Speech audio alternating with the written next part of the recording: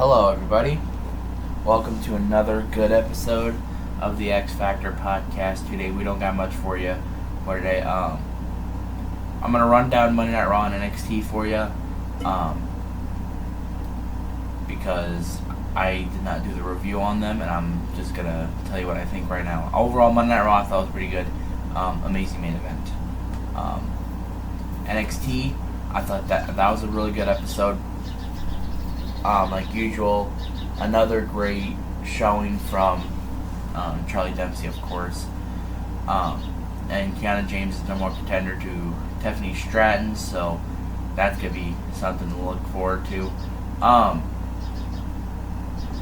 And also the Heritage Cup tournament thing, it's I love it. It's the best thing NXT's done in a while. So we're going to get into it now with some AEW Dynamite review here.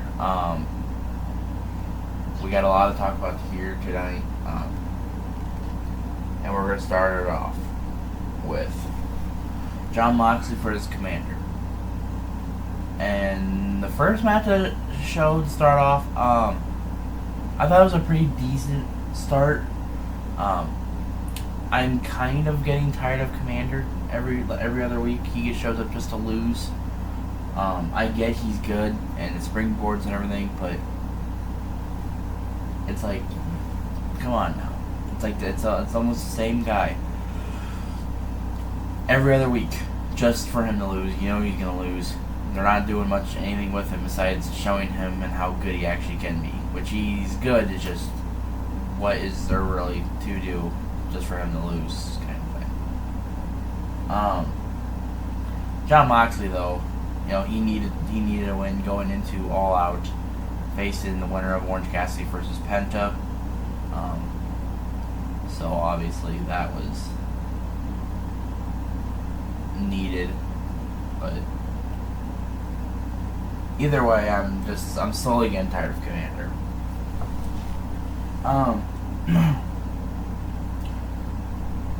Also added a new match to their card for this Sunday. It is FTR and the Young Bucks versus Bullet Club Gold at All Out. It's gonna cause for some little bit of drama because FTR, Young Bucks, he just got off of a all-time classic at All In, and Bullet Club just beat Kenny and Hangman and Kota Ibushi at All In. So it's going to be interesting to see what happens. I do think Young Bucks are going to sabotage the match against the Young Bucks, and they're going to leave the Young Bucks hanging while FTR is trying to win the match. And that's why I think Bullet Club Gold wins another one. So that was one of the matches they added. I will talk about the whole card when I'm done talking about the main event of tonight's show. Jericho came out. They had a word with Jericho. Jericho called out Sammy for his actions after losing to Will Ospreay on Sunday, and pretty much told Sammy he was sorry. You know, they got their sorries away, but then Jericho goes on saying, you know, maybe if you would have hit Will with the bat a little harder, you know, maybe I would have won. And then Sammy went, well, maybe if he hit the Judas Effect hard, maybe he would have won. And then they started taking shots about with Sammy losing the title to MJF. And then, of course, Sammy had to go with Jericho losing the title after he won it. And he legit lost his title at some place. So that was pretty entertaining. And then next thing you know, Jericho's just like, well, okay, we need to get the sex gods back. We need to get back together, go after tag team gold, and they challenged FTR to a match next week. I do think Sammy Guevara is going to turn on Jericho. Whether or not that's going to make Guevara a babyface or not, I am not 100% sure, but it's going to be interesting to see what is going to happen. Eddie Kingston, Wheeler Yuta, another great match. I talked about Wheeler Yuta a couple weeks ago. I said, can Wheeler Yuta be the next main event star in the company? And based off what I seen last night, he can. In my eyes, the improvement from Wheeler Yuta from the last year or so, it needs to be studied. It's amazing on how good he is getting week by week. Selling, performance-wise, I think he's been doing really well. And Eddie Kingston, he's always good at something, so and Eddie Kingston ended up to win. But it was a very, very great match. I loved watching that. I even said on my Twitter, X Factor MG5654, I could watch Eddie Kingston wrestle for 2 hours and I'd still be satisfied with the show. That's how good Eddie Kingston, in my eyes, is. And if you don't think he's that good, then that's your opinion. But Eddie Kingston, he is awesome in my eyes. I think he's amazing. There was a backstage segment with Don Callis and Sammy. Don Callis trying to get in Sammy's head before their match next week. Sammy pretty much blew him off there. Roderick Strong and Adam Cole had a segment. They're having a tournament or a battle royal on Rampage to see who's going to face Adam Cole and MJF at All Out. And then they're going to have MJF's going to have a tournament. Winner's going to face MJF at Grand Slam. So, going down with that, Adam Cole was talking about MJF and everything in his neck, and then, of course, Roderick Strong, who his voice makes him sound like a whiny little prick. He sounds like a whiny little baby. You know, and his walk, he's like a zesty cringe dude walking down on a Saturday morning. That's what he is. And the character that they've based him off of with this is amazing. I think he's done a fantastic job at doing what he's doing, as being a zesty little crybaby. And Roderick Strong goes on saying, well, you care about MJF's neck, not mine, whatever, blah, blah, blah, blah. And then, of course, the Kingdom had to bring up their history, and when Adam Cole went to go left Florida, aka NXT, you know, used all of his friends and everything, and then came here, and it was a very interesting spot. And Adam Cole apologized for, you know, if he did anything to hurt anyone and all that, but of course it wasn't good enough. But remind you, Roger Strong was whining about Adam Cole, whining about his neck. And then, legit, at the end of the segment, Roger Strong says, I'm going to be in the tournament. And that's going to be a very interesting thing to talk about. And so, now with Roderick Strong going into the tournament, I do think Roderick Strong, storyline-wise, I think Roderick Strong winning the tournament is going to be the best option. I don't think he's going to win the title. I don't think he's in a position to win a world title at this moment. If it's Ring of Honor, then yeah, give him that fucking title, let him run with it. But I think AEW-wise, he's not one of the best guys in the company, in my eyes.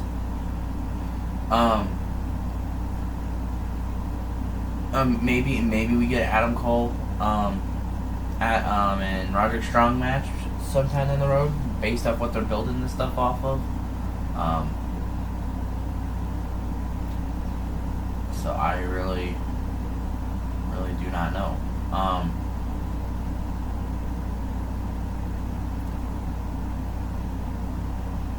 I will say that we had a women's match though. Chris Statlander, Hikaru Shida, Britt Baker versus Nyla Rose, Marina Shafir, and Emi Sakura. I think that's how you say her name. Nothing really much there. It just a filler match. I think the only thing based off that we got here was with Ruby and Chris Statlander at the end of the match, and Sheeta and Britt go at it again 2 weeks in a row. Because if you watch Rampage, last week on Rampage, Hikaru Shida accidentally hits Britt Baker. This week, Britt Baker accidentally hits her. So that's a good story you want to build around just right off that. So, obviously, they're looking to do something there in that area. Otherwise, the women's division, it's still in a blah at the moment. The Acclaimed got new versions of the Trios titles. They were having a ceremony, and they said since Chicago gave them their best moment, they're gonna give them theirs. And it was a new version of the Trios titles. They're pink, and the strap is legit a scissor. So you can legit scissor your titles. And I even sat there and said they're gonna have those on AEW shop by the end of the week or tomorrow. And I don't even know if they have them on the shop now, but if they do, I'm gonna laugh. And I want myself one, so I can scissor with my titles. That's gonna be weird, but that is just one thing I found funny. But Penta and Orange Cassidy was the main event.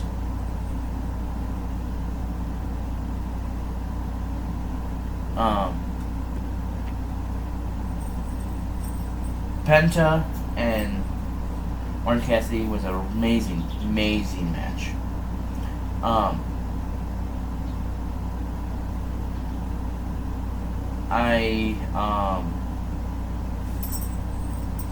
Seen people, because there was a spot in the match where they did like 3 Canadian destroyers back to back to back, and people complain about it, and I can understand why they're complaining about it, but and my thing is I love the Canadian destroyer, so I'm not really hating on it, but they could have at least done one or two, and they'd be fine with it. Or some eyes they think it should be a finisher, which they're right. A Canadian destroyer should be a finisher of some sort, or a signature to lead to a finisher like Adam Cole. But it's not for some people. Like the super kick. It should be a finisher for some people, but others it's not. So don't really want to get out of me there. Other than that, the match was beautiful. I think it was an amazing match. We're gonna go up for match of the week contender. Penta, almost he had one of those pile drivers on the side of the ring for Orange Cassidy and did it again in the ring. I honestly thought it was over. I thought Orange Cassidy was gonna lose the title. Boom, no. Orange Cassidy kicks out and then rolls Penta up for the win and barely escapes the match like he has been the last couple of matches. And afterwards, we don't hear Orange Cassidy talk too much, but he had a little couple things to say. And said that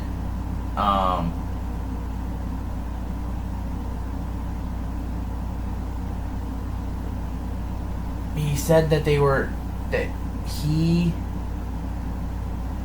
is not, he doesn't like talking, but he has to say a couple things,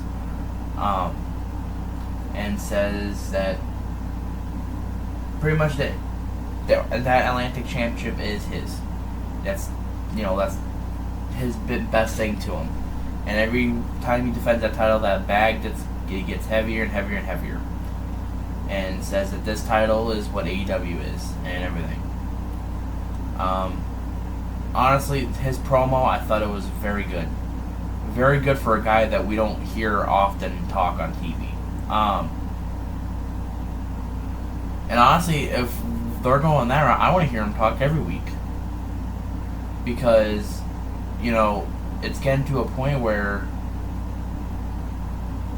everyone hates that he doesn't talk. But now that, that promo happened, imagine what some of these promos could be like. Just throwing that out there.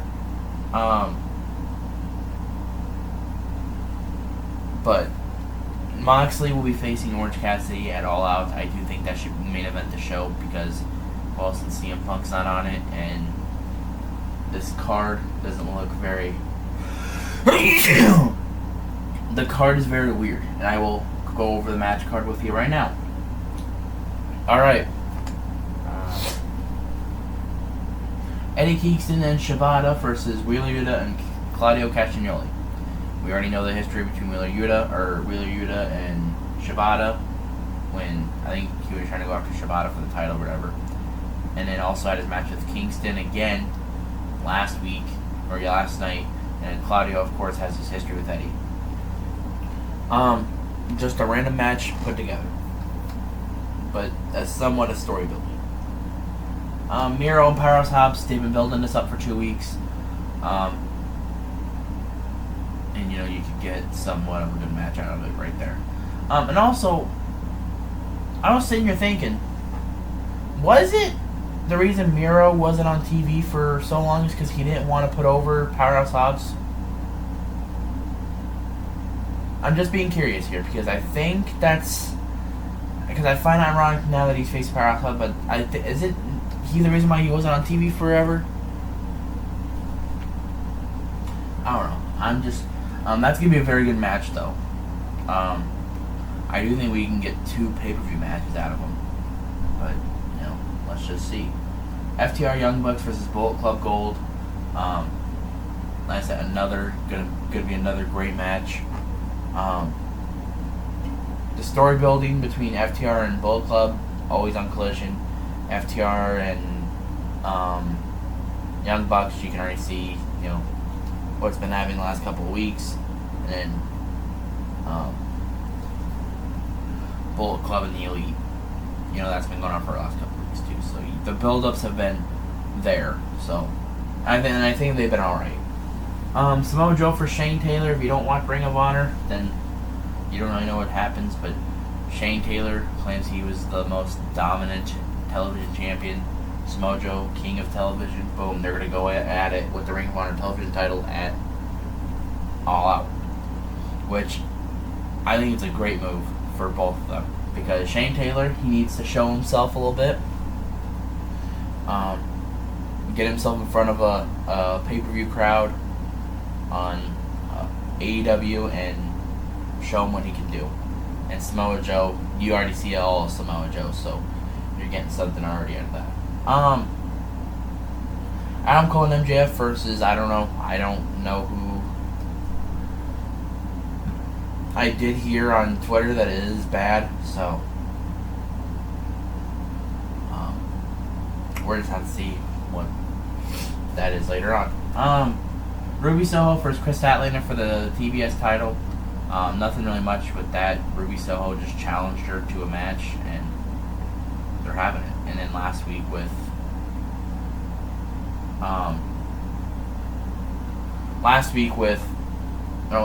Ruby Soho taking out Chris Statlander. I said, not much storytelling going on with that. Darby Allin Luchasaurus, they've been building this since fucking Darby won that Battle Royal. He's been going at it with Luchasaurus and Christian Cage for the last month and a half now, month or two. So if you say there's no story building to that, then, or no build up, then I want to know what you're watching. But him and Christian had a great match a couple weeks ago on Collision. It was an amazing match. So, Orange Cassidy versus Jon Moxley. I think we all expected this to happen at some point after Moxley attacked Orange Cassidy. It's just a matter of when he's going to do it. I am very excited for this match. I think it should main event the show. If it's not that, it should be Kenny and Takeshita. But I will get into it with Takeshita and Kenny here in a second here. But that's just what I think they should main event the show. And then you got, of course, Kenny and Takeshita. And the build up to this, it's not been that good. Like the match, the match is gonna be good. but the build up to it has been not that great. And I'm sorry to say this, but they should have had at least 3 matches already built up to this, or 2 matches built up to this point. They should have had a match. Okay, so when Don Callis turned, Takeshita turned heel at Double or Nothing. You have 2 pay-per-views right after that. All In or Forbidden Door. I get Kenny was busy. Boom. He had Will Ospreay. But you could have at least had a pay-per-view match between them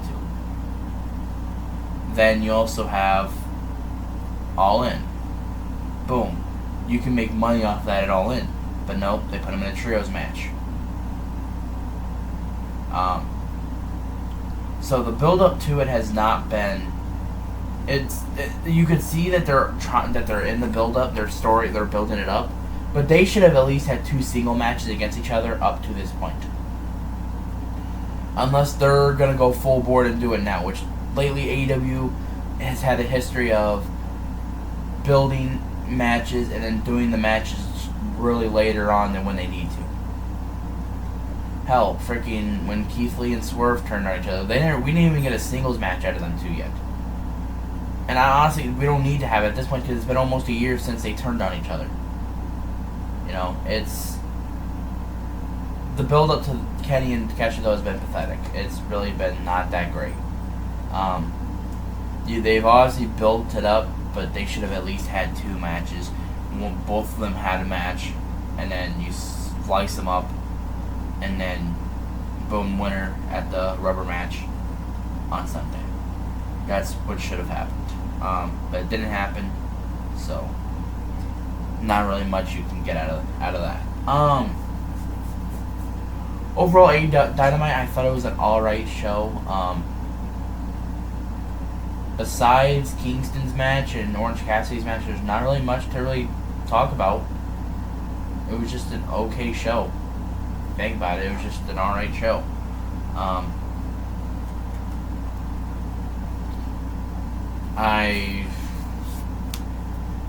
Collision is this Saturday. Ricky Starks is challenging Ricky Steamboat to a strap match at All Out. I think mainly it's because CM Punk is suspended, so they have to give Ricky a match because they promised him a match. And also another thing, when it comes to one guy having 2 rivalries at a time, not a big fan of that either. Because you kind of get lost in what's happening. Like with Punk, Ricky Starks, you already know what happened. They had their match. Alright? And then boom, him and Samoa suddenly get into it. So when you're kind of getting lost in the sauce here. And I'm just not a big fan of that. Or with Bullet Club Gold and all that. You don't even think Takeshita, first Kenny. You don't think about that at all. Until Takeshita pinned Kenny.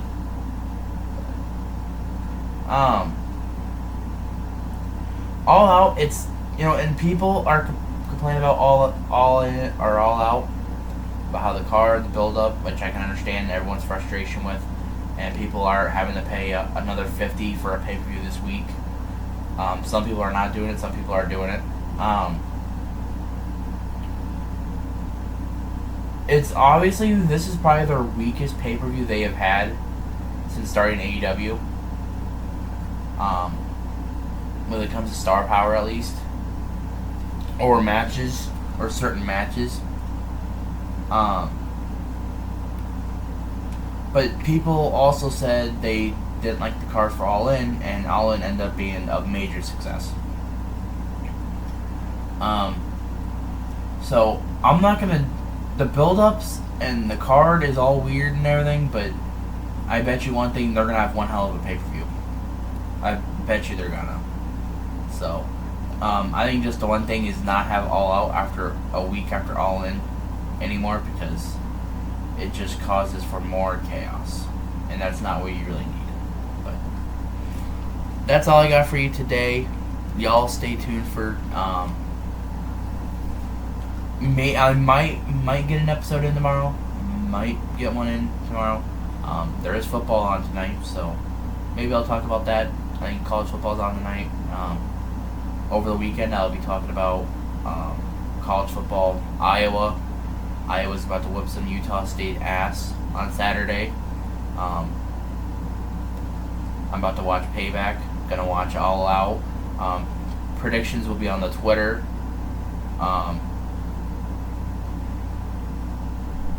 X Factor MG5654. X and the MG are both capitalized, so any updates, any reactions on my side of things,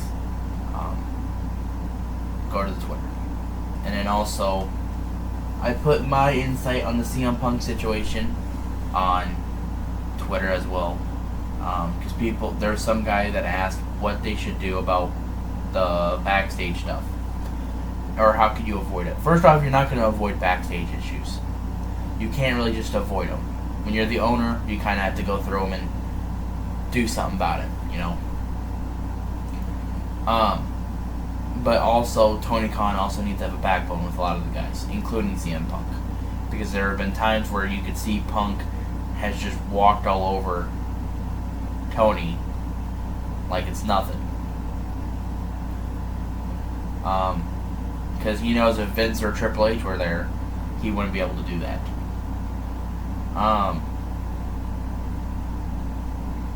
Another thing, people are saying fire CM Punk. And this is coming, I'm not going to be biased here. There's no need to fire Punk. Business decision wise, there's no need to fire him. Business wise, it'd be the worst decision in that matter. Let me tell you why. Yes, he has an issue with some of the people backstage. But then again, you also got to think about some of the other people backstage. A lot of them don't have respect for the business. A lot of them do. And a lot of people that are on Punk's side, guess what, have been in the business longer, you know, and they've worked with a company where they have had their, you know, their issues, and guess what, that, you know, they're all fine now. Punk, though, when he sees something that's bullshit, he's gonna call you out on it. He did it in WWE, and he's doing it now, but people are hating on him now because they're going after their so-called face. And for a long time, people hated Jack Perry. So suddenly people liking Jack Perry over this Punk situation is mind-boggling to me. So, first off, that's stupid right there. But business-wise, it wouldn't be great because he could easily walk over to AEW if they wanted him and make more money and make that company way more money than what Tony Khan could ever have in a fucking wallet. That's just facts. Because, first off, WWE is a way bigger company than AEW. When it comes to money, when it comes to merchandise, WWE's been the number one for everything for years. AEW ain't on the number one level just yet. Just because they had the biggest attendance show in history doesn't mean anything to me. First off, they did it in the UK. UK, you know, they've been wanting a show for years at Wembley since SummerSlam, and boom, they got it. And I'm not going to take that away from them because that is a major accomplishment for a company that just started 5 years ago. That's a major accomplishment. So, first off, Punk could easily walk over to WWE and make more money. And make the company more money. And also, I'm going to put this in another perspective. I'm not comparing CM Punk to Shawn Michaels, but everyone knows the backstage issues between Shawn Michaels. And guess what? Vince never fired him. You want to know why? Because business decision-wise, it wouldn't be the best. Because he can walk over to WCW, become NWO members, and make a lot more merchandise money and make a lot more money than what WWE was doing for them at that point in time. Because there was a point in time where WCW was a superior company to WWE, which has never been said after WCW went out of business. So, if people want to sit there and say, fire CM Punk, look at it this way. WWE didn't fire Shawn Michaels because business decision wise it wouldn't be that great. Didn't matter how toxic Shawn Michaels got, they wouldn't have fired him. As much as Jim Cornette or some of the other people backstage wanted him fired. Business decision wise, it would not be the best. And CM Punk, he's not Shawn Michaels, but when it comes to star power and popularity, he's up there. Hell, when he came back, everyone wanted him back. Suddenly, he has these issues with the Elite and has issues with Jack Perry, and suddenly they all turn on him. Which, I don't blame CM Punk for retaliating at all. He shouldn't have choked Jack Perry. That's one. He shouldn't have choked him. You can say that right there. He shouldn't have choked him, but he did. Okay, boom. You got that out of the way. And with the Elite, he called them out on a media scrum. Should not have done it. He should have went and talked to Tony backstage. But, when you got media people asking you about Colt Cabana in 2022 when you quit being friends with him in 2013, and then you got people making lies and everything about it, like, come on now. And people want to go out when Punk did a shoot against Hangman when he came back. Hangman started it months prior before their match at Double or Nothing. Yeah, Punk has been in those issues, but he hasn't been the one he didn't start them. They provoked him to do something, and then that's what gets him in that situation. But Punk should not have done nothing to Jack Perry. They should have just let Tony Khan deal with it, which Tony Khan probably would have done nothing. So either way, it probably wouldn't have mattered anyway. So that is my insight on it. That's all I got for y'all today. Y'all stay blessed. Maybe we got... Honestly, what is on tonight for football? Preseason ain't on, so we're not getting that.